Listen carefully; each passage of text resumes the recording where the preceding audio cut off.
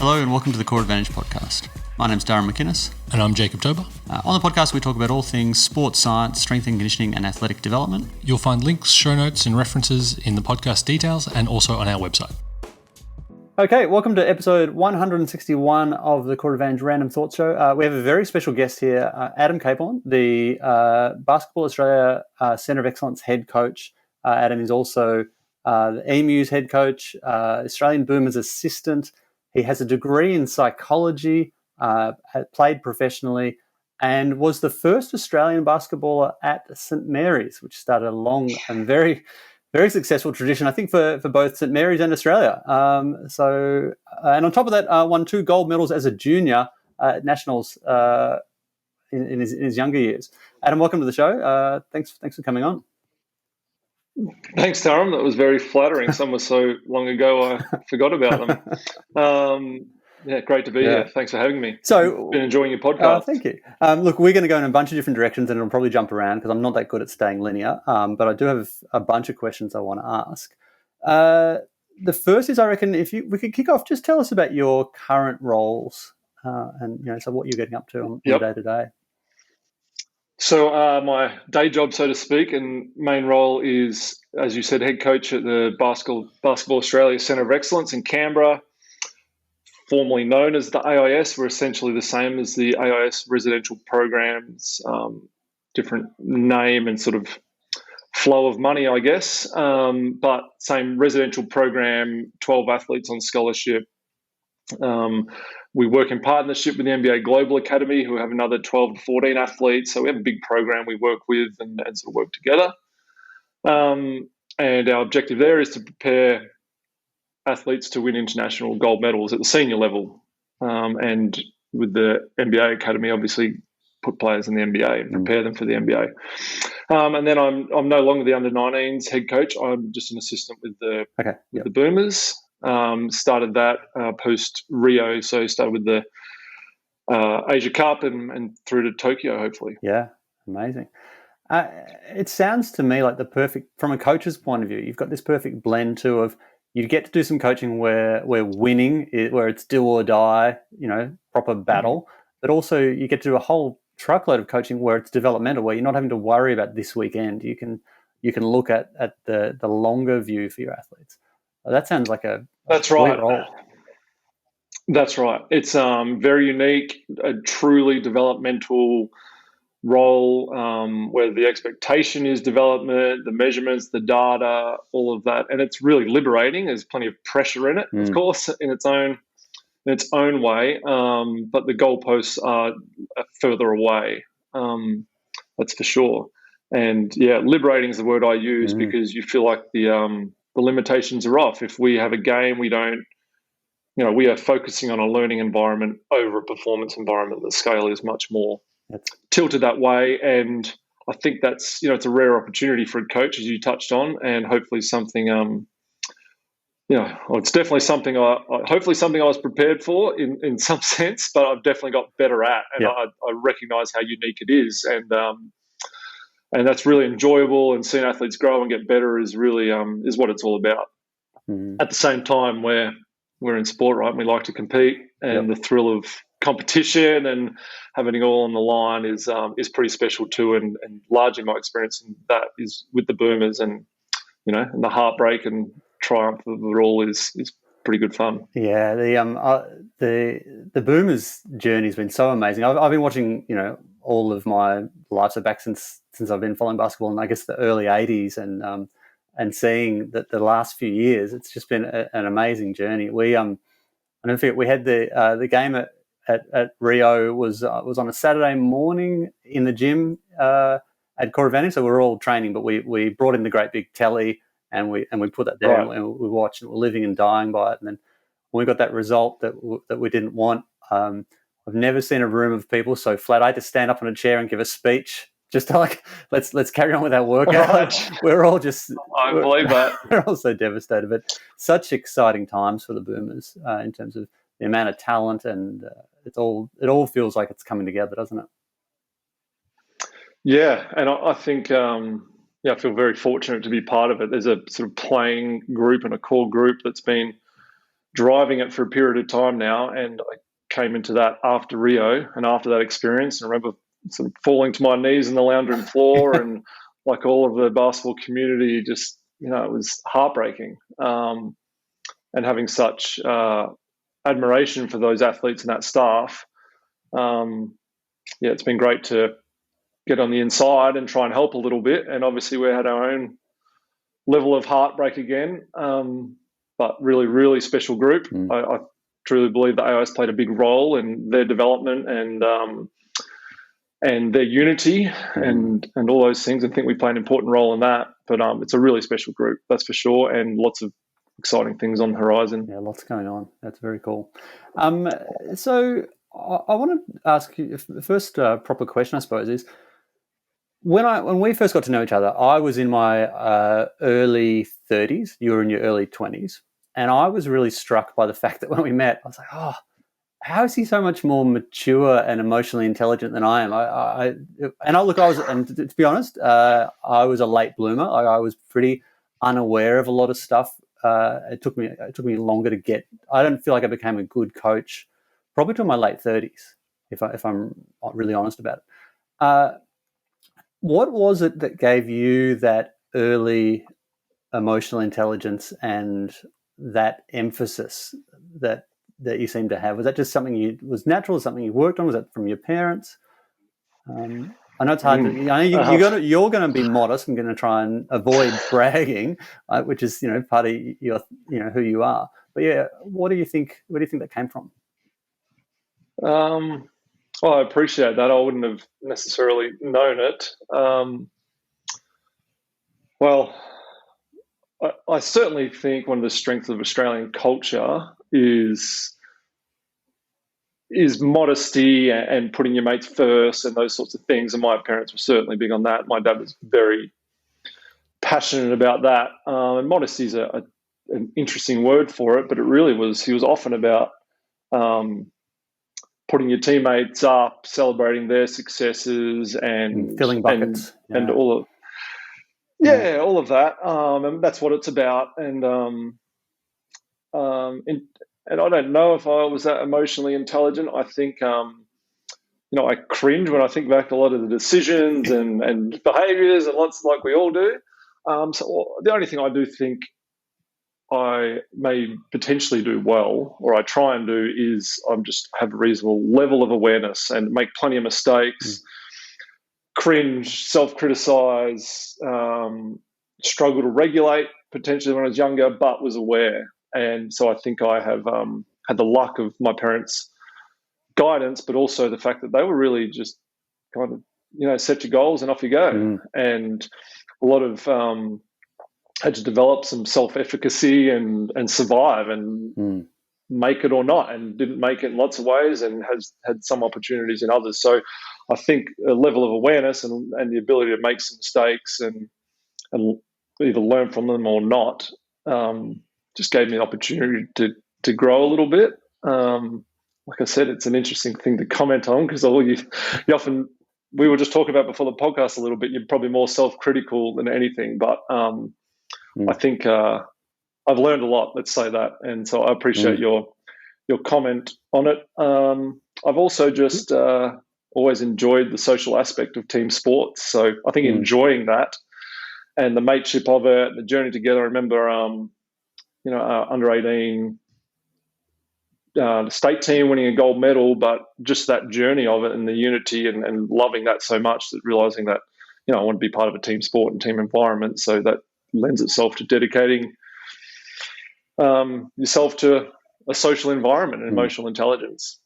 And I did come across the Coleman book at a reasonably young age and read it, and the marshmallow test and all those things. So I was aware of the term. I was aware of the term. Because that's Daniel Coleman, who's arguably the biggest sort of publicizer of emotional intelligence. Didn't invent it, but certainly in a series of books really explained it really well. So you came across that earlier. That's a huge advantage, I reckon, to have got in that orbit, isn't it? Yeah, I remember photocopying parts of it, thinking about it, and probably having the sense that self-regulation and understanding yourself was an important part of the journey. I can't remember how old I was. I think I might have been playing in Wollongong, so in my early 20s, as you mentioned. Yeah. And I certainly didn't understand it, but the term became relevant to me, and the fact that there wasn't such a thing. You're just knowing it's a thing. I think that's the first step. I remember a client of mine back in, I suppose, the early 2000s just mentioned something about emotional intelligence, and I was like, "What's that?" Yeah, totally. And it was really good because it got me thinking along those lines. That's cool. So I'm interested in your current sort of coaching. I don't want to make this. I don't want to go too deep and too much basketball because I think it's interesting to talk about the broader things as well. But I am interested in the specifics. You have talked in the past about the importance of shooting and around the mix of training that you like to chase. I'd love to chat about that briefly before we dive into some more other stuff. Yeah, absolutely. We're sort of having a lot of discussion and revamping or refocusing at the moment through COVID. Even though we have athletes here, I think it gives all of us a chance to reflect. I'm passionate about, I guess, bringing science into the practical world of sport. Analytics as one, but skill acquisition and just trying to gather information and make good decisions, I guess, is what we're all trying to do. And have a successful learning environment is the heart of our business. So shooting's often the way that it's the example we use in basketball. It's the master skill in the sport. We need to do a good job with shooting. And we have a philosophy here. In discussion with coaches, when people ask me what we do, what I like to say is a little bit of everything, and have a higher level of autonomy with the athlete in planning and walking their shooting journey into becoming better shooters, knowing how to do that, what things play a role, having a simple plan, and carrying that forward when they leave here, because it's a 10-year journey is one of the things we like to point out. And some of it's as simple as removing some of the clutter in their mind and some of the intuitions that we know are misleading. And a simple example would be that a 30% three-point shooter in basketball is considered a bad shooter. 40% is really good, and that's one more make in 10. Yeah, and can we make one more in 10 if we just fine-tune these things? Because an athlete has this fear of, especially young developing shooters, is fear of failure and embarrassment and missing shots. And we all have that. I have that in golf because I struggle at golf at the moment. And, shake on the tee, worried I'm going to slice it onto a road. We all have that. And so bring a level of calm with a simple plan and confidence in the plan and belief that they can get there. Like, I could make one more out of 10. That seems very It's going to take a long time. Yeah. The reality of that it is achievable, but it's not going to happen tomorrow. It's going to happen hopefully in 18 months, maybe 5 years, but we'll get it done. It's a lot of reps, isn't it? Yeah. It's a lot of reps. Yeah. Cool. I'd love to hear now I'd love you to tell your story in terms of where you started growing up playing as a junior and take it through, because I think your career is a really interesting story, and I think the difficulties that you encounter also are probably directly informing how you are as a coach. And I think that sometimes those early challenges end up being really advantageous in other spheres. Take us through your story. So you started as a junior in the outer suburbs of Perth, correct? That's right. 5-acre property, sort of on the border of country and metro. More an AFL player, kind of little athletics. And then we moved to the country when I was 8. We call it country. It's a 5-acre property. And basketball is a sport you can play by yourself, hoop in the backyard. So the solitude of that, and sort of the Perth Wildcats winning a championship in 1990 and 91, and Michael Jordan era, I think that combination of things made it popular and suit me. And I think the piece of foresight my dad had was that I was relatively tall. I'm 6'3" now, but we're in the country, and of course I'm one of the tallest kids. was you got to play all positions and learn all skills, and you're going to be 6'2". Those guys, and could just piece together. Wasn't a basketballer himself, but that was relatively small, and see my passion for it and have that sort of intuition. It wasn't with the intent of making me into a basketball player. It was just this sort of holistic idea, I guess, of doing a bit of everything. And so that would have helped too. So he pieced together that you weren't going to be a 5-man. So he helped you get your guard game on earlier, perhaps? Yes, that's right. My hesitancy in saying that is I think that can be people can make the mistake of saying, well, to make it, I can't be a 4, I need to be a 2. And I think that's misguided. You want to find your path and try different skills and positions and your natural talents, but your motivations and those sorts of things. And the practicality, yes, of, well, if you continue to play basketball and you're really passionate about this, you're going to be a guard. That's common sense. So let's be on a team where we don't demand, and I was on a team where the coach was it would have been under 12s. I was playing up a little bit. Well, there's just not enough kids probably back then in that area to say, well, you're not playing center the whole time and you are allowed to dribble. And we did change teams. That's the only time I've, sort of ever changed teams that I remember for any reason, disagreement with the coach. And it was that. And yeah, that did, it also, I think the thing it impacted was my enthusiasm. Because you got to try these different things and dribble and play different positions and post up. And I thought that was really, reflecting on it, was interesting foresight by him and translating a lot of things. One of the lines that my dad used with me that I use here was that you want to be really good at something and successful person and achieve. Well, you can't just neglect these other parts of your life. You can't be a slob. A bludger was his word. Yeah, okay. As I say to the boys, you can't just neglect school and completely fail and trash these other areas of your life and think, well, I'll just crush it in basketball. It's, winning's a habit, right? And setting yourself up with good habits. So sorry for the long-winded start. No, this is good. Jacob talks about basketball kind of. Go ahead. Jacob talks about how you do anything is how you do everything. That's one of our things at Core Advantage, right. And we really take that to heart. I think it's so true. Yeah, and rituals and habits and things. It said totally, and everything has a balance, right? And there's great strength to that. And I think you don't have to be perfect at everything. The expectation of perfection and perfectionism is dangerous, but how you do anything is how you do everything is a really important concept, I believe. We have a bit of a perfectionist streak that runs through Core Advantage, and we work really hard to push back against it because it's one of my crippling, like it's a double-edged sword, but I think if you can control it well, it's really good. So I pursue awesomeism. Like I'm just trying to be awesome. So I'm not perfect. Like get it to 95. Yeah, that's awesome, and then move on. I'm still a learner. It's an interesting idea. Yeah, that's great. I like that. I often like to think about it. Well, is someone trying to be a perfectionist? Are they being courageous enough? Are they allowing themselves to make mistakes? And I want to be courageous and not be fearful. Yeah. I'm not living my life to not make mistakes. Don't like them, but we're going to make some and learn from them. And and the ultimate irony is that perfectionism is an imperfect strategy.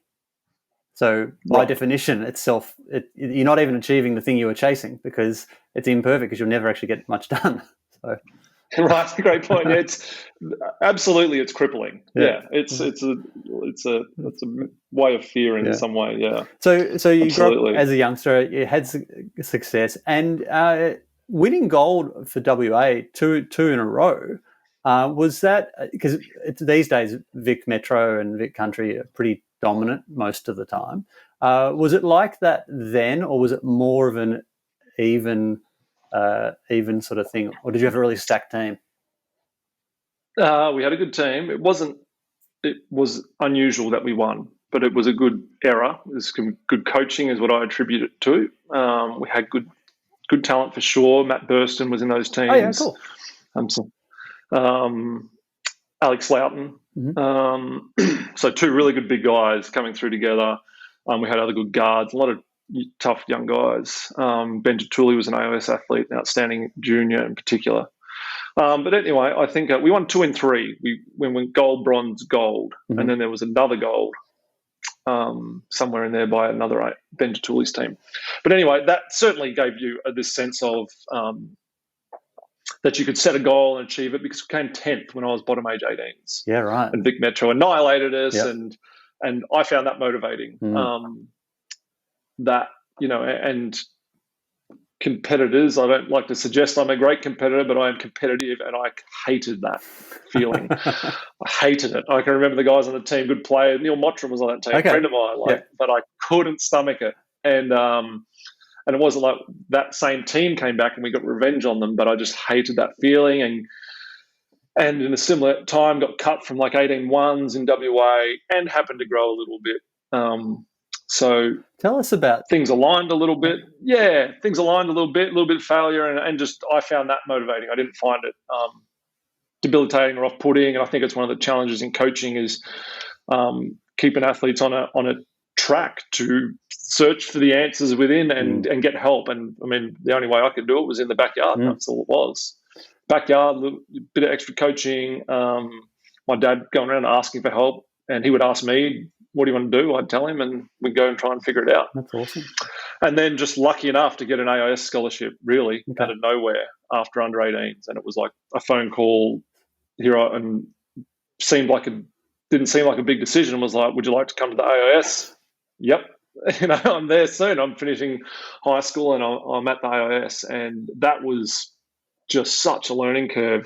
There's such a bridge between junior basketball or junior sport and the professional world. And I loved just living and breathing it every day. And that's when I didn't know what I was doing, but ultimately I was just involved deeply in the process, just hung on every word the coaches said, have any concerns. I just wanted to get it done, just wanted to find a way, wanted to learn, felt like they had so much to offer me and looked up to them so much and enjoyed my teammates. And we really struggled in our first year. I think we were one of the worst Siebel teams in the history of the AIS, and we became a playoff team or on the fringe. I think we missed the playoffs for one spot the next year. And so it's sort of the same little journey. And the AIS was really big part for me, and it's why I wanted to come back here, because I think it really changed the course of my life. But to go quickly through the other parts, hold on, I've got more questions. You give me. Okay. Sorry. So how did you? So you got cut from the 18-1s. It's that, and you got recruited to the AIS. That's quite two ends of the spectrum. Did you have an attitude problem, or did they just not see that? Because under standard conditions, if you're good enough to make the AIS, you're in the 18-1s. Yeah, it was the year before. Yep. I think. I don't think I had an attitude. I'm an introvert, slightly on the scale, and so I think going into a new environment it was a new environment. Older kids I didn't know. Maybe I was just reserved. I don't know. I remember my grandfather passing away and missing some trainings and just didn't make it, and being not blaming the coach, but being annoyed and just being motivated by it. Yeah. And disagreeing, but there's only one way to demonstrate that. It didn't spark this thing within me that I just went out and went to prove everyone wrong, and that's all it's motivated me. But I think it was just the idea. My dad used to talk to me about it.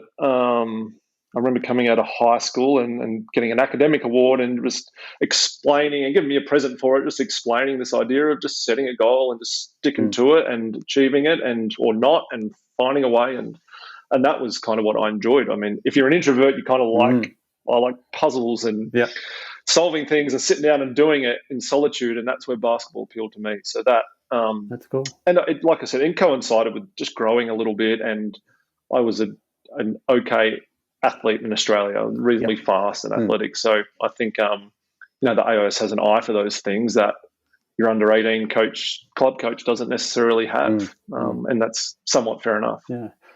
I'm so glad that we're getting to hear so much about your dad, because I'll tell you, a funny thing. I've never met your dad, obviously, but I think of him and you quite a bit, because there's a really funny story.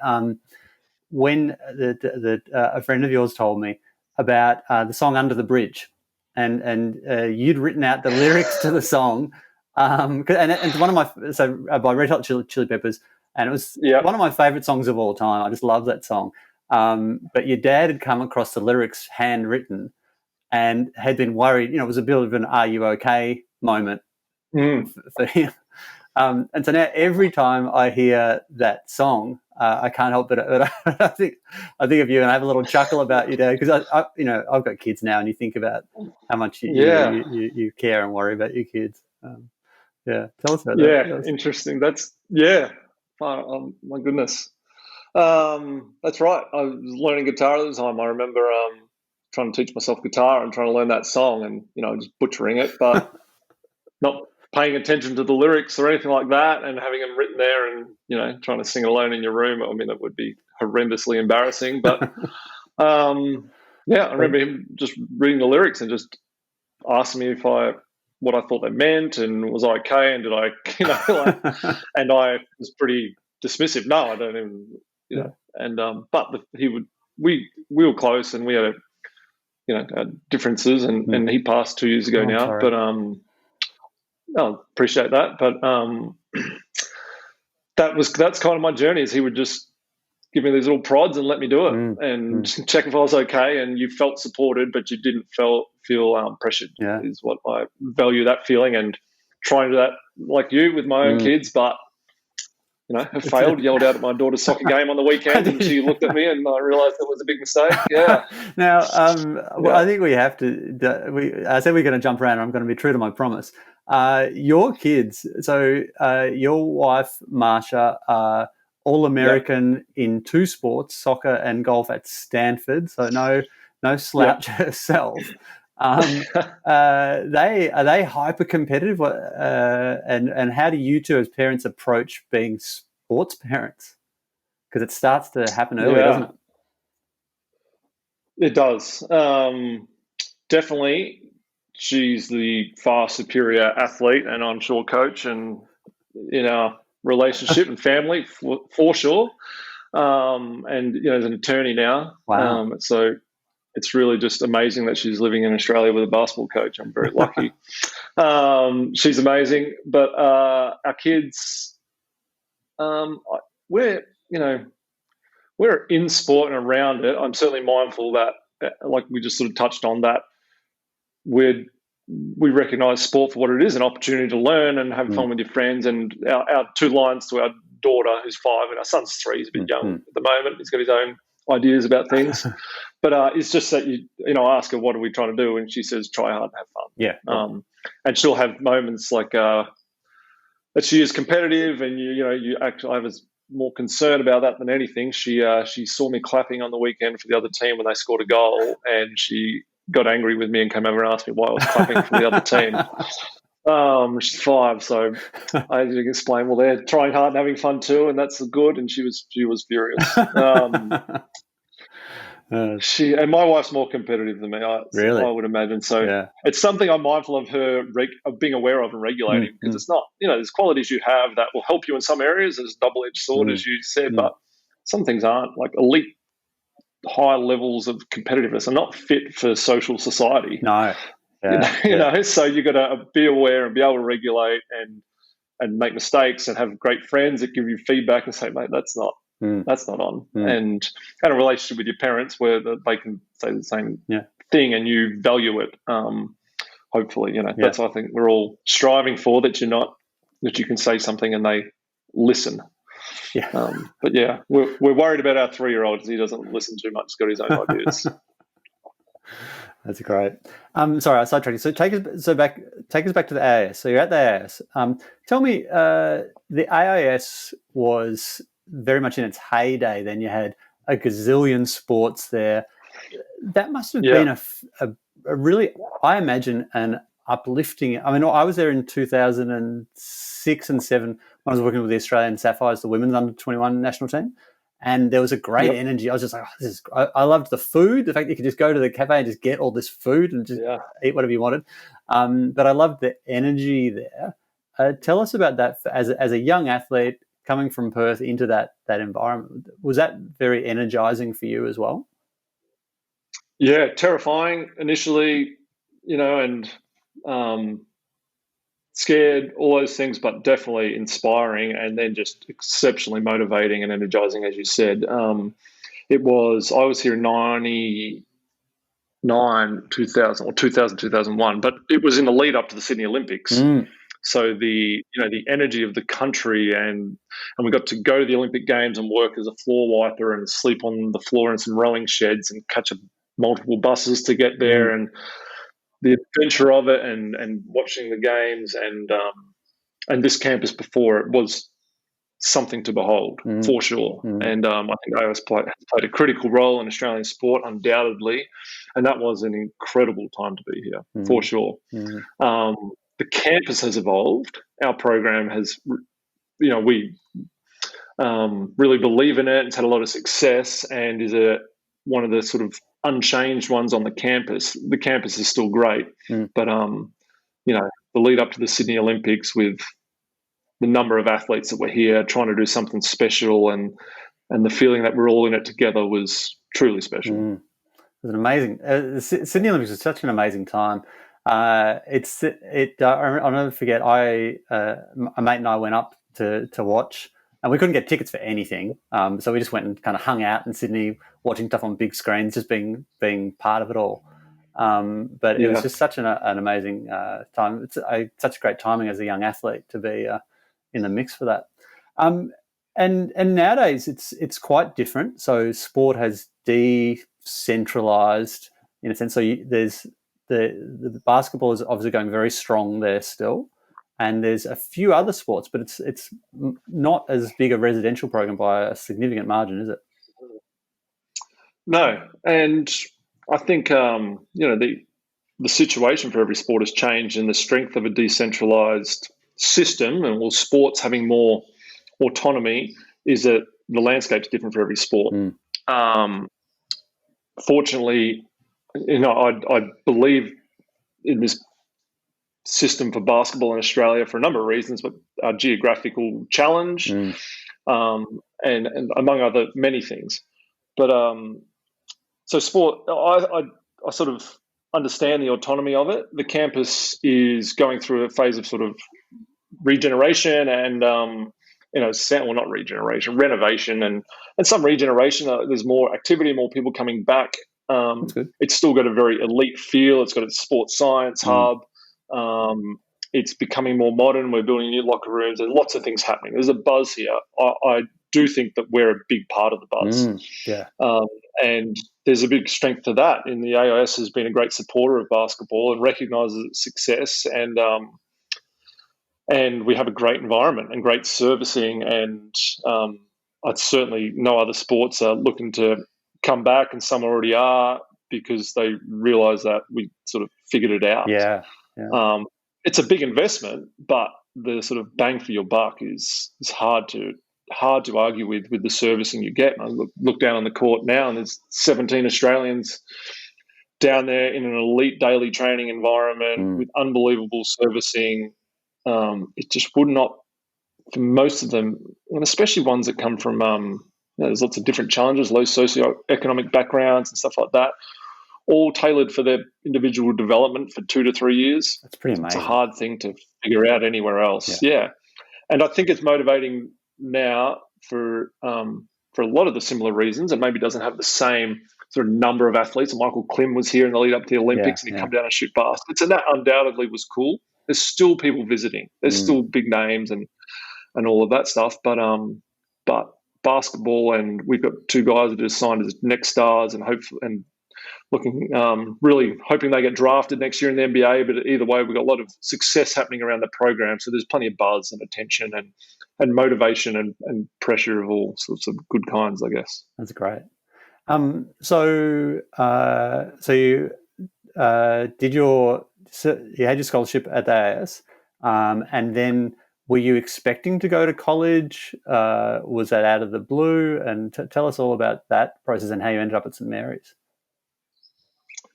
It's more strange than anything, I guess. I was a relatively good student and wanted to continue studying. The NBL went through a salary cap reduction. I wasn't good enough to be commanding a livable wage, really. It was sort of enough to get by and study, and I had some interest in doing that, and that was always my plan. I just grew up a Wildcats fan, a Ricky Grace, Mike Ellis, Andrew Vlahovic fan, so that's sort of what I knew. It was the AIS that, sort of get exposed to the idea of college basketball, not suggested or recommended, but aware of it, and then doing your own level of investigation. And the academic part is what really interested me. I probably was non-committal to it, just trying to have options. And a few of the athletes went to so in my first year, a few of the athletes that graduated and went to the NBL would give me feedback that they sort of wish they had gone to college. And I think those sort of trends happen. And I think some of that's actually happening in reverse now.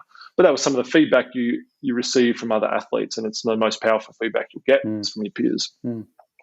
So, my recruiting was pretty late. It was pretty haphazard, and I was looking at a few programs, and then Randy Bennett had got the job at St. Mary's, and he had got Arizona State and Stanford had visited here, and we played him, and he had those tapes, and I think we had 2 or 3 phone calls. I liked him. He sounded like one of our coaches. It felt like it. I looked where the program was.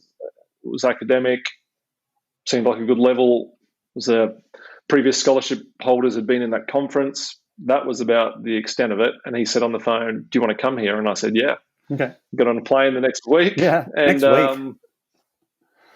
Yeah, something like that. Well, got your visa. I did it it wouldn't have been the next week, but it was very rapid. I remember getting there a week after school had started. It was basically get your visa and get on the plane. And I had never been to the US before, landed, and here we go. And tell us about St. Mary's, so that you become, in my understanding, a bit of a rock star when you're playing college sport at a college. Like you're certainly not anonymous, are you? Tell us about the living environment and the training, and I'm really curious to hear how all that was back then. Yeah, I'm a fan of it's not for everyone, but a fan of the college environment because it brings a level of pressure and expectation and responsibility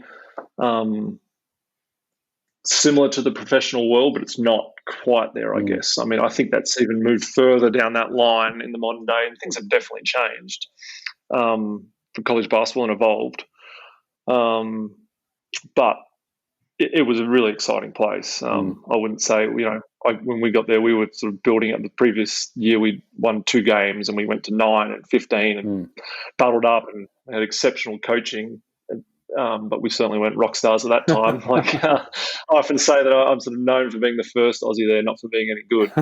But we battled hard, and that's what my fond memories of it are, that we had Randy Bennett brought in like-minded people. I had a roommate from Oakland, California. He was from Oakland, from Richmond. He's a fireman now. We were started in the backcourt together. Couldn't have been from more different parts of the world, but roommates in college, battled hard every day, scrapped a few more wins each year. And Randy just felt to me like it just felt like a matching in values, like he believed in things we believed in, toughness and team as Australians, and brought people in like that. And it just seemed to make sense. And then Daniel Kickett came and did so well that became somewhat self-perpetuating. But some of the environments in programs can certainly be a big shift from what you know culturally in Australia. Just by the nature of the values, I think that one's not that big a shift. And some of it's geographic. It's a nice place and it's a small school and intimate. So I had great experience. And what I feel really lucky about, and one of the reasons I'm in coaching, is I think through my coaches from juniors, initially my dad, Angelo Tatuli, to here, Marty Clark and Frank Arcego, to Randy Bennett, So Frank coached Brendan you. Joyce, Cool. Scott Fisher. Yeah. I work with Frank a bit with PV. He's a great guy. Right, of course. Yeah. He's a great guy. My affinity for them and the respect I had, I think I was really lucky with the level of coaching I had, not just in my ability to get better as an athlete. I was just an okay athlete. But I thought it had a really important influence on my life. And they're the guys, when I finished playing, I thought, well, that's who I admire, and I'd like to be more like them. And let's go learn from them. Was kind of my initial interest in coaching, and that's why I enjoyed those experiences so much. Yeah. So you had a great time over there, and then you came back relatively early and kicked off your professional career. Tell us about that. So you went to Wollongong first? Wollongong for 3 years, yeah. Yep. Brendan Joyce was the coach. They had just 2 years previously won a championship, really high-achieving team. Yep. And I was one of the few young guys on the team, and they had Matt Campbell and Glenn Saville, Darnell Mee, Damon Lowry, and fantastic professional environment. Suited me because it was totally blue-collar, work ethic was expected and rewarded, and we had fantastic leadership. Matt Campbell and Glenn Saville were the reason that Wollongong was, and they had other good factors, but Wollongong was strong for so long. I mean, Matt and Glenn played a role in saving the team. Yeah, right. And entrenched in the community and larger than life figures there, but totally humble, great leaders, worked well together.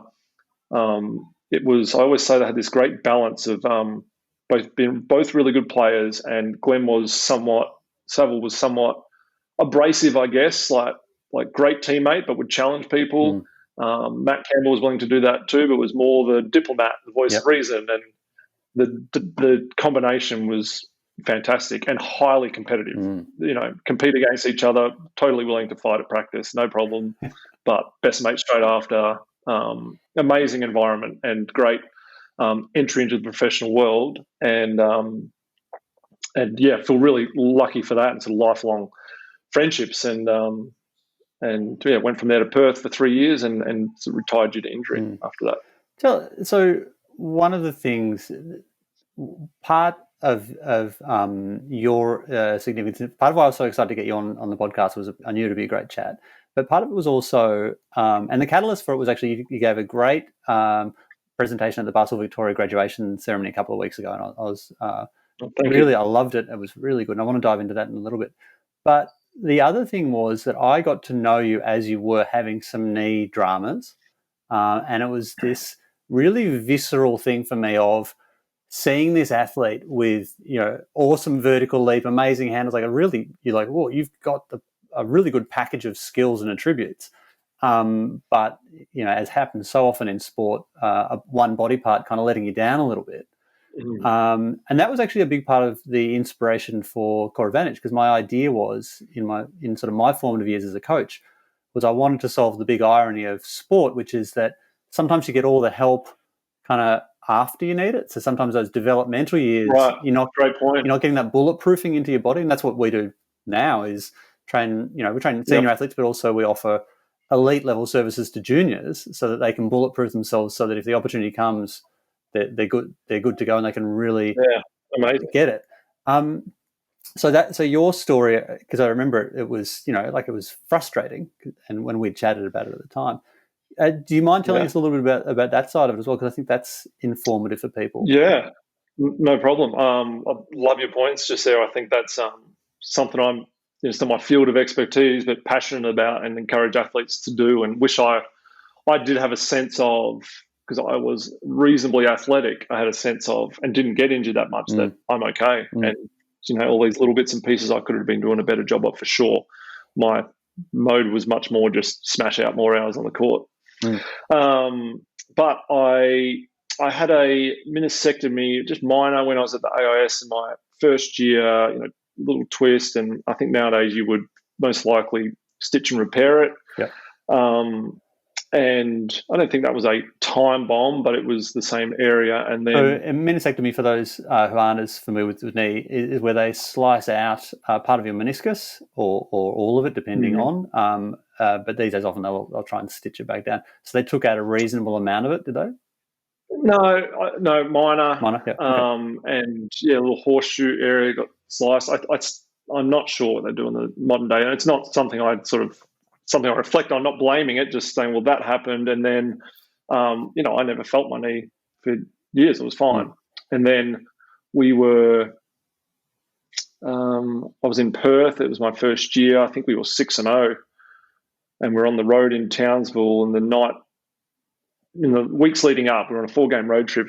Anyway, in the weeks leading up, I'd got some bone bruising in my knee, and also a different time. Like, I felt like I was well managed, and we had good coaching and good staff and all those things. It was definitely a different time, and knees and the bulletproofing is at a much higher level now. So I don't want to sound like I'm blaming anyone. But I had bone bruising. I remember that, and I was at a full sprint doing a left-hand layup. In doing the layup, my next thought in my mind was to get back in and contest the inbound pass. And I sort of landed and twisted, felt a pop in my knee, knew something wasn't right, but walked off, and I just damaged my femoral condyle in a bad way. And I think that's where the bone bruising was. That's where a bit of the meniscectomy had happened, and I just had a large piece of damage to my femoral condyle. It was like, and then I thought minor surgery, I'll be back soon, because it didn't feel that bad, but it was sort of a 3-year ongoing battle.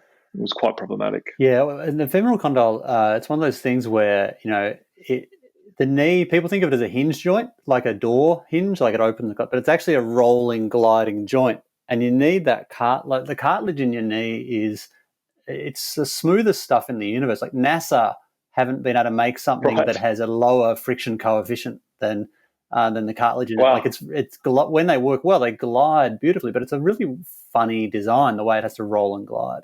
Once you mess it up, it's really problematic. It's difficult to get it back, isn't it? And I do think that technology and knowledge has improved a lot, and I do a pretty good job taking care of it now. And but yeah, it was traumatic, definitely, and kind of scary. Things like wasn't a high earning athlete, but had bought a house and realizing I was going to have to transition, and certainly having moments to friends and family at the time of don't let me play next year. This is not worth it. Like, I wouldn't leave the house. I was just too much pain.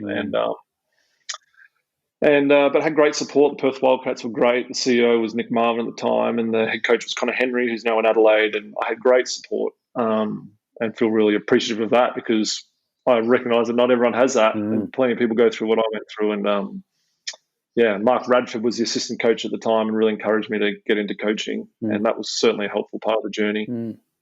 So you retired, you got into coaching, and then you got part one of your full circle of you went back to the AAS as a scholarship coach.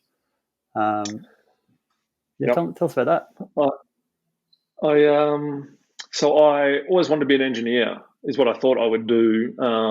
My friend's an engineer. It sort of hadn't set into me that I was going to be 30 and soon 30 and trying to be an engineer with no work experience. And is that what you studied at St. Mary's? Degree. I did physics, with the idea of, and I'd started, as my knee got bad, going back to school, I'd seen the sort of writing on the wall and had some discussions and sort of worked out an opportunity for sort of part-time work and study, and was really happy with that. It was actually a really good opportunity, and you get good support in the community in Perth and things like that. Sorry to interrupt again. What kind of engineer? Yeah. So my wife, Kate, you were at our wedding, and you know that she's an aerospace engineer.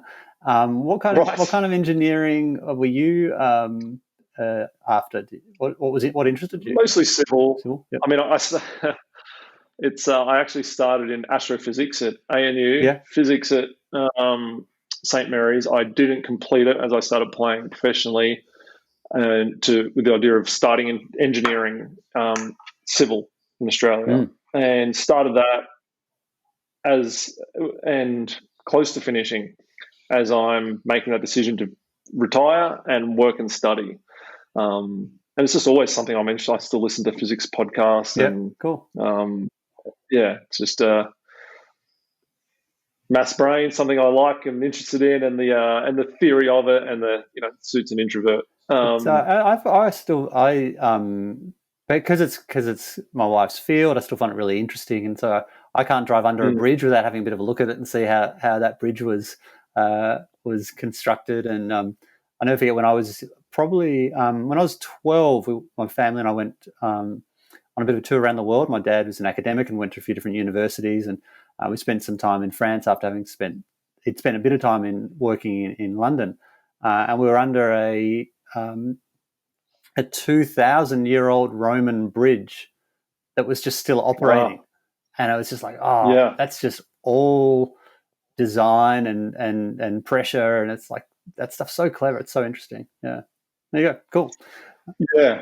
And I mean, I have an interest in it now, and I get excited when I meet someone that's in the field and I start talking to them and realize, that I don't know what I'm talking about, and I'm just a fan, but I do enjoy it. That's great. Yeah. And so you went back, and so scholarship position, and yeah, Marty Clark.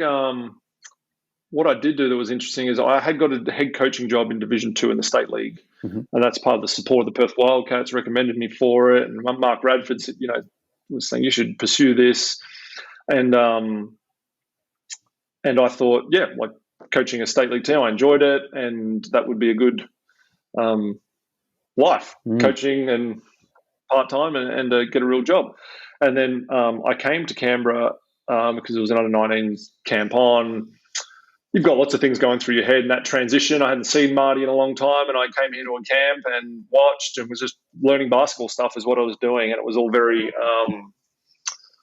pure in that sense and naive, and in another way. And Marty said that they had a scholarship position available, and I should consider applying, and the idea got in my head, and most of the driving force in it was wanting to learn more, and my admiration of him, and a little bit of I'd started a bit of work and part-time and wondering what it was all about, and all sorts of things, and just a lot of uncertainty. So it seemed to be a level of comfort, and to come back to a familiar place, learn a lot, reset, and I wasn't completely obsessed with being a full-time coach at that point. I wanted to do it, loved it, but I was just practical about the idea that it's hard to make money in coaching, and some of the nature of the things you get, I was frustrated with as an athlete: uncertainty, injured, worrying about my home loan, all those things. So I sort of thought up and got into coaching, and the other thing it did is gave me opportunity to study. So you could come here, I could continue studying. And what happened in that first year was Marty went to Adelaide. St. Mary's got a job opening. They called me within that first year, and before I knew it, I was there and doing a full-time coaching workload of insane hours, and study got parked for a little bit, and before I knew it, I was a full-time coach. Amazing. Doctrination of fire, but amazing. Yeah. It was, very, very lucky with the timing and the opportunity, and the sort of, I wonder what Randy and Marty think when they, some of those first few years, because they would have had some hard moments of some of the foolish things I was doing in coaching, and some of the things I thought I knew that I certainly didn't. But they have really shown great faith in me, and I'm really lucky. Yeah, that's great. And so you've got a degree in psychology now as well. Yep. One of the things I always try and teach we have a significant internship program, and one of the things is we're always on the lookout for the Dunning-Kruger Effect, which is that psychological phenomenon where you think you're better than you are, and so much so that you actually don't. You're actually not. You're unskilled enough in an area to think you're better than you are, and in fact to be unaware of your deficiencies. And I reckon that's most men under 30. Right, yeah, sort of the opposite idea of the more you learn, the less you realize you know. Yeah. As you get on in coaching, you realize there's so much more, and you actually don't know very much at all. Yeah. Right, interesting. And did you get given hard feedback, or were you nurtured as a coach? Because you strike me as having a nice balance of nurturing and also delivering the truth that needs to be heard. In your coaching, did you come out of the gate too intense, or were you too matey with the players, or where were you? If you look back now and go, how could I be? If you could tell a younger coach you, what should I focus on? What do you think? I think my mistakes were a little bit of just narrow-mindedness, like you just mentioned, just thinking you knew something, and that's where Marty was. He really has a great philosophical mind for coaching and basketball, and we would do things a certain way, and I might be arguing a point with someone else, and he would take the other side of the argument, and I was kind of, wait, what? So we could debate that, and that was reasonably seemed like hard feedback in a way at the time. I guess is having everything questioned and and being curious and being a curious learner was always one of his sort of mantras. So that was a really nice stepping stone. That would be my main piece of advice: is be a really enthusiastic, curious learner. Build relationships, work at relationships, get better at them, because ultimately that's what coaching is about: your ability to connect with an individual and help align their goals with team goals, right? And find that sort of opportunity and help them figure things out for themselves in a way. Like it's not completely that. And I believe in an athlete-centered approach, but I don't believe in some sort of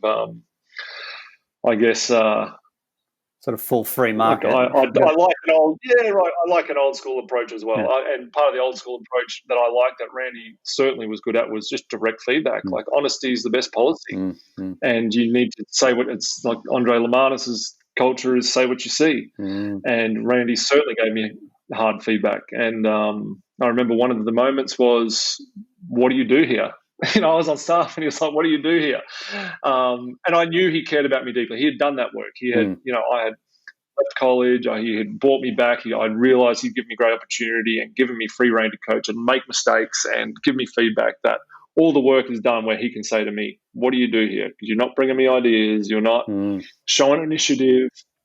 And so that's essentially the work. Is if you've done the work of building the relationship and coaching appropriately, can you give really honest feedback and it be taken the way it should be taken? And that's what I was lucky to have. And Randy was very, very good at that. The part I am amazed about is how much responsibility I was given and allowed to fail and be criticised and learn from it and get better. And hopefully I'm continuing that journey, because that's what I think it's all about. And that's tied to the very idea that you mentioned, thinking that and justifying your actions. Randy was very good at honest feedback with himself and the program and gathering data and evaluating and writing things down. In talent identification, it's one of the things I learned from him. We would just be evaluating our decisions constantly and historical. And it occurred to me that most other coaches or people that I'd been around would just be, confirmation bias or arguing, finding ways to justify that they were right and something just hadn't worked out. He wasn't like that at all. It's quite the opposite. That's so awesome. Your psychology degree, one of my biggest regrets in life is that I did my undergrad degree was a double major in politics and sociology, and it should have been a double major in sociology and psychology. Like, I kick myself that I didn't do that. Going back into that was obvious. Well, I'm assuming it was because you just wanted to really understand the people part of the equation. What were, and I know this is putting you on the spot, it's hard to summarize such a complex degree, but what, if any, are some big rock takeaways from doing a psych degree as a former athlete and aspiring coach? The two big things for me were the nature of, I really like this idea of therapy. I don't like using the word therapy. It was solution-focused brief therapy, this cognitive behavioral therapy and different theories in psychology. But as I'd done my psych degree, and I would talk to our psychologist here, Kate Wensley, about solution-focused brief therapy, it seemed to be this approach in helping an athlete sort of set large goals and consider their big behaviors and make changes and reflect, and that this sort of journey of having a discussion with a coach and being able to continue that process of improving yourself seems really obvious and simple. It wasn't mechanical. It was like a guided journey. I don't have the right words, but I remember that striking a really important idea with me, and the concepts of it, and really what it was about was thinking about your big goal, your miracle question. Where do you want to be in 10 years? If you fall asleep and all your dreams have come true when you wake up, what are they? What have you done to make some ground towards that? And so you get this idea of that you are headed in the right direction, of some sort of motivation and affirmation that you are enough and you're doing well, and you might identify some behaviours to stop and things like that. But it's really about being really good at something and knowing what you want to do and going and getting it and that journey, rather than fixing broken parts of your personality or problems. So that struck a chord with me, and that's something I used to record with permission, session interview meetings, goal setting meetings with players, and I have Kate present, and we discuss it a lot. And not something I'd suggest I was overly great at, but it's something I'm mindful of, and it's an approach that is, my philosophy is built around. Cool. And the other part was leadership, and I find leadership fascinating. I've been on a really cool PD trip to Munich with a lot of sort of AFL high performance leaders, and Cliff Mallett led it, and it was about leadership. And it just occurred to me that's a misunderstood area, or what is it, and how are we developing it, and ultimately how should we structure in leadership education, our programs and things like that. And that's what I sort of wrote my papers on, and was transformational leadership and the nature of it and how it can be implemented in sport. That's awesome.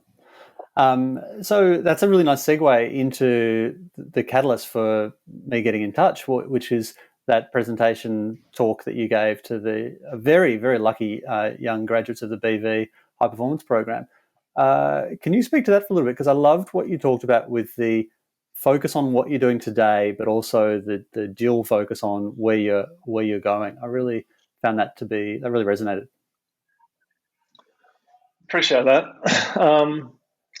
So much I think of coaching and what you might want in a mentor, or what I seek is someone that makes the complex seem quite simple, and a level of clarity for you, and clarity helps us, right? Gives us clear expectations in the workplace, make life a lot easier. So what we talk about a lot here, and what I discussed with those athletes, was you really just need a simple two-pronged approach. You need to realize that the main thing, the only thing you can really do to achieve your goals is the work today. Like right now, what are we doing? We're working on our craft, we're giving a good effort, and just the idea of the process and living in the moment, all those good ideas that are sort of in the ether of coaching and the athletic world now, but they get talked about, but ultimately we're all often distracted. We're not mindful, we're not present, we're tired, we're whatever. So talk about this is it. This practice right now, this is it. This is what we can do. And so giving the best account of yourself you can in this session and this moment and today is, I think, the most important thing. But you need to know where you're going. And having a miracle question, having a big, hairy, audacious goal, something in the sunset that you find motivating and passionate, and that's got to be part of it, because that's how you can develop grit, which is passion and perseverance. You need that ability to know why you're going to give a great effort today. You have your why, and then you can have great passion and motivation, and you can persevere with it, and you stack those days up. That's the process. And that all seems quite obvious, but we all lose sight of that. And it's actually one of the great things about coaching is, as I'm saying it to the players, well, what can we do about all of this? Let's have a great practice. We know what the goal is. Let's have a great practice. I certainly have myself thinking, I need to remember that too at times. Yeah, that's awesome. So following on from that, you talked about a young athlete, Will Tattersall, who actually trained with us before he came up to you guys. Yeah, great young kid. And I think it's sometimes useful to have examples. Tell us what you're looking for in terms. And so he just sprung into mind as that idea of what you're looking for in young athletes. We talk about coachability a lot, and people throw it around, and they think it's just saying yes sir, no sir, but it's more nuanced than that. What advice would you give to athletes that want to maximize that element of the game? Yes, attend to the skill set. Yes, attend to athleticism, but also that learner mentality sort of thing. Yeah, great question. I think I might be setting myself up for a long-winded answer here, so sorry. All right, no, this is good. This is long form. There's two things we just in talent ID. which is a very, it's an imperfect, it's not a science, it's a very difficult thing, and no one knows truly what they're doing. You just have a philosophy and a plan and have to learn. Will Tattersall was not necessarily an obvious talent choice for our program here, I would say, is fair. Will might not love that me saying that. I think that's reasonably fair, though. He is talented, and talent's an interesting thing to define. But those two big qualities that we just talked about, do good work today and have passion, perseverance, have a goal, know what you're trying to do, be able to articulate that and show dedication to it. He had that just in unbelievable clarity for a young man. And Darren Perry mentioned him to me, and Nick Abdusevich, coaches in Melbourne, just about him, like, oh, we've got a great kid, Will. And one of the words we use here is honest. And it's about that work you do each day. Just give an honest account of yourself and get honest feedback. And Will was that. He was up for the work each day. And he was in it, and an honest account of yourself is eye contact. It's like, yep, today is what matters. This moment of feedback he just seemed so in the moment, and that skill translated for him. Like he became an exceptional shooter here. He just focus on every shot. Seems really simple. Yeah. It's a real talent and gift that he has, and he's very ambitious. We sat and talked about his goals and, the level of student he was and how he had this idea that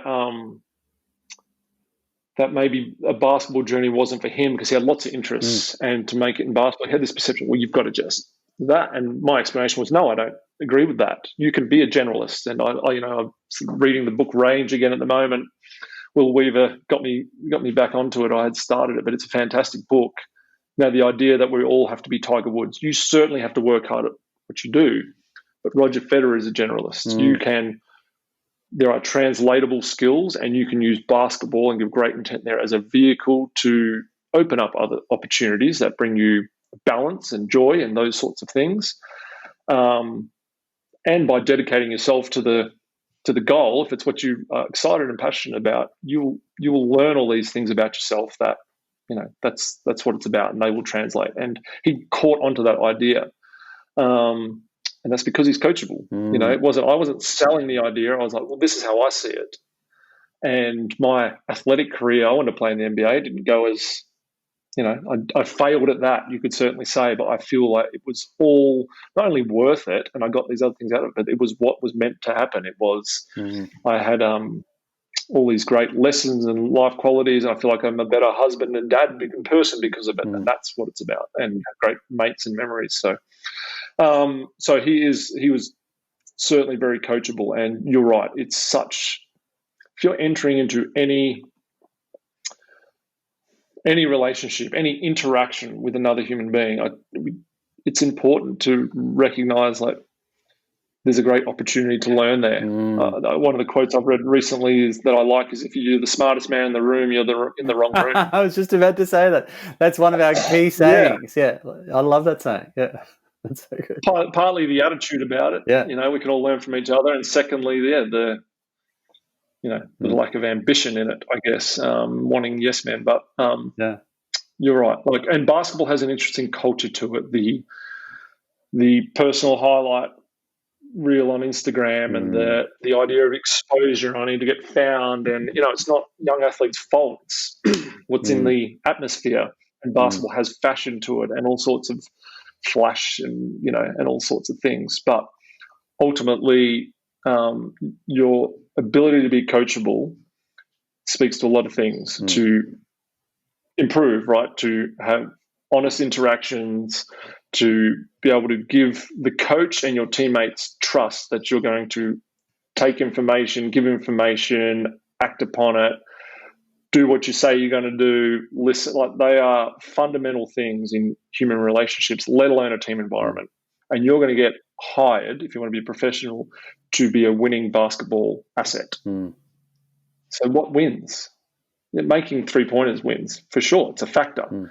But we have to go into battle. And so your ability for us to trust you. So we have honest honesty between us, and we can build trust, and the coach and the general manager and the leaders on your team, they trust you.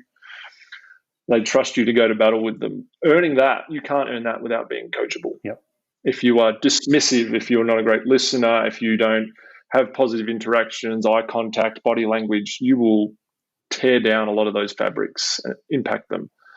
Or you just have to be a hired gun and so good at a certain skill that people kind of just use you for that. But that's not being the best you can anyway.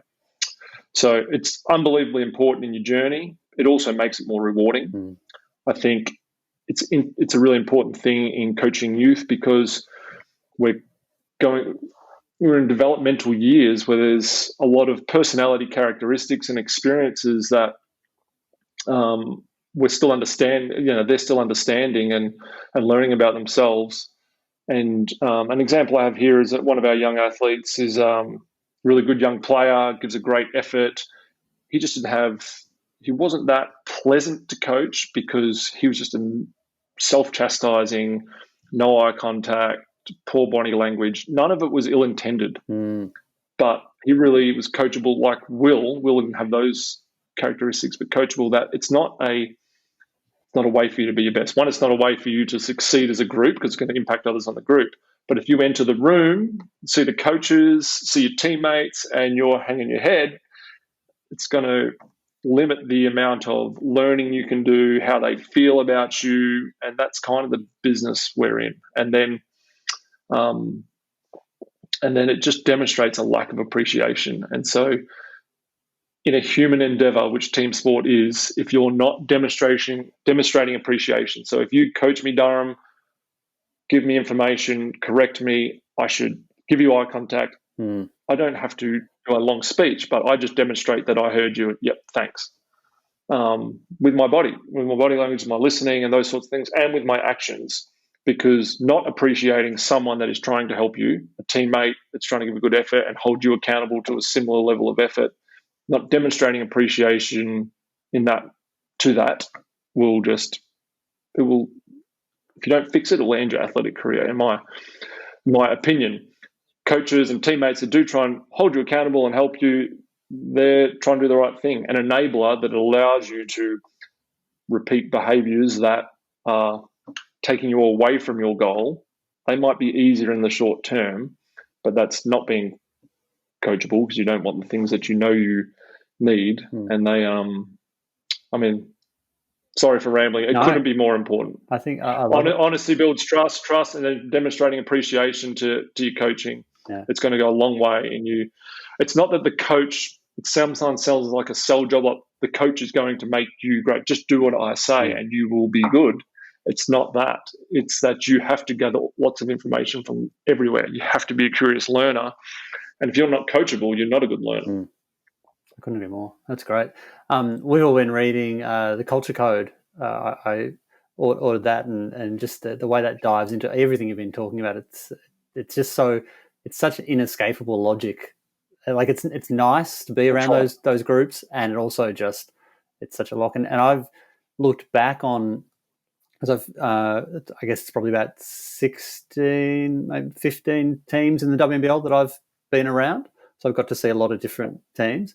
And you look back and you start to kind of retrospectively go, that group was really connected. That group was really able to lock in. And that group was actually talented, but it had a couple of people that maybe hadn't been given that feedback around being able to be coachable and teamy. And it makes a lot of sense. Yeah, I love it. Yeah.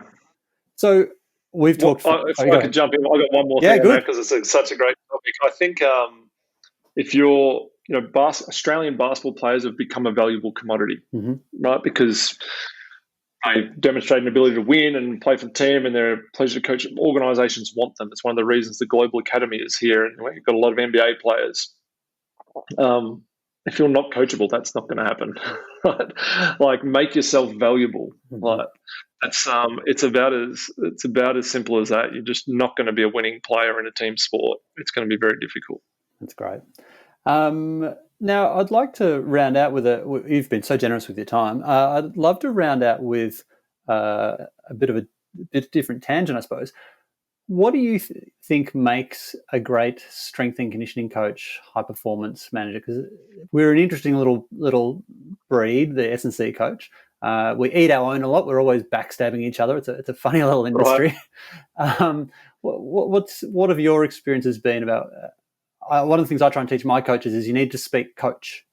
So if you just talk science to a coach, that's not going to get you very far. You actually need to be able to translate and say, okay, if we get better at our lateral agility, we're going to get better on denial D.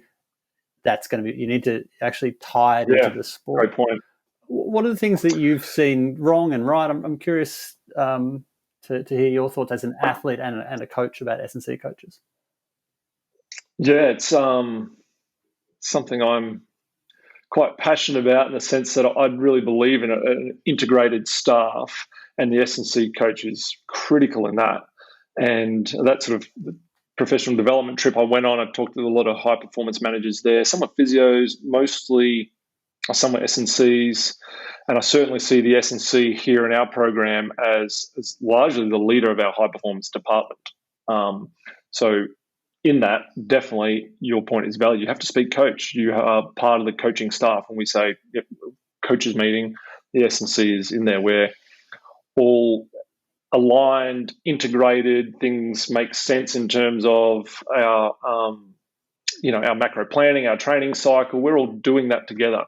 The basketball coach that doesn't have any interest in monitoring load and preventing injuries, or building a resilient athlete, like you said, and having a productive off-season physically, is going to be at a disadvantage. The S&C that isn't talking coach, isn't researching the sport and trying to understand the coaching style of the head coach and the psychology of athletes on the team, and how we're trying to reach them and what we need out of them, you're just missing a great opportunity. And one of the things I really enjoy about James Tatham and Shane Connolly here in the program is we'll talk a lot about the athletes, and they're involved in coaching the psychology of them. I need this guy to be more aggressive. And he would like some aggressive actions. He's got to want contact more and feel strong and be able to draw a great effort out of himself. And there's different things. Move better laterally. But those conversations are huge and really important. And I think that's like number one, great team member. If I'm going to hire an S&C coach, they've got to be part of our coaching staff, talk coach, great team member, all the sort of qualities that you'd expect from any coach.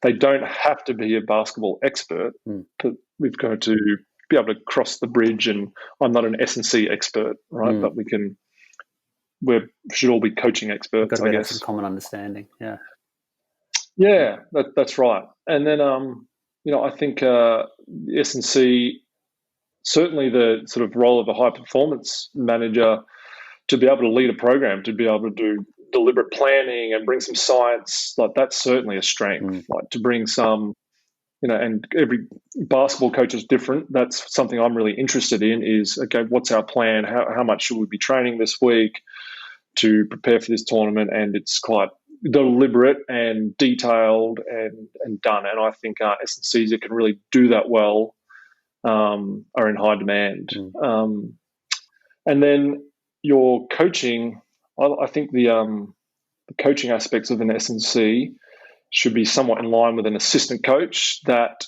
you need to be really strong at developing relationships with the players and supporting them and understanding them and having this good, like if you're a player, what do you want from an assistant coach? You want to be able to have deep conversations with them and ask questions and understand, what is happening for you and the team, and vent a little bit and discuss your interactions with the head coach and struggles you're having, and have that and feels like it's a really safe environment.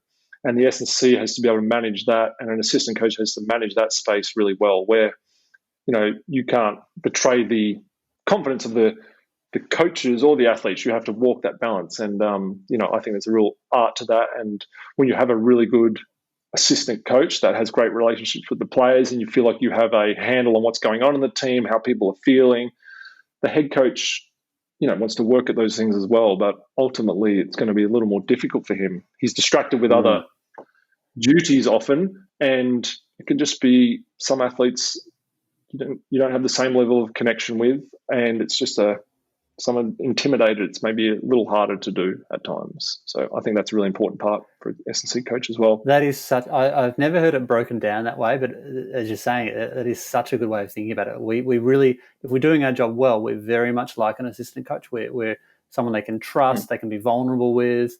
We understand. We still have to push them, but it's got a different flavour to it. That's awesome. Adam, this has been amazing. Thank you so much for coming on. Thanks. I enjoyed it. There's a million different great things you've touched on that are going to be super valuable for people.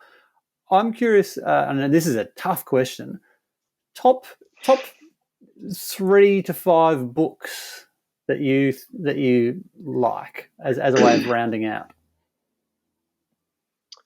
Jeez, that is a tough question. Do you like? I haven't read Range yet. Is Range in there? Range. Yeah. Will Weaver asked me if I'd read it. I said no. I realized I had started, but I'm rereading it. Fantastic book, Range. Yep. It's a developmental success learning book about being a journalist in many ways and what sort of skills and things translate. Fantastic book. Epstein, I believe. Oh, yeah. Yep. Jasper Jones, definitely my number one. Jasper Jones is a book of fiction by Craig Silvey, who's my sort of high school friend, and I'm sort of in the acknowledgements. And it's so cool. I have to give him a shout out. Yeah, he was writing that book. New book out. When we got to know each other, he was writing that book. I remember you telling me about it. Yeah, he was living on my couch writing a book. Yeah, that's right. So yeah, I like to just dabble in fiction when I have time and read. He's got a new book out. I'm reading it. We'll put some links in our show notes so people can get around them. Fantastic. Yeah, thank you. Culture Code, as you mentioned, fantastic.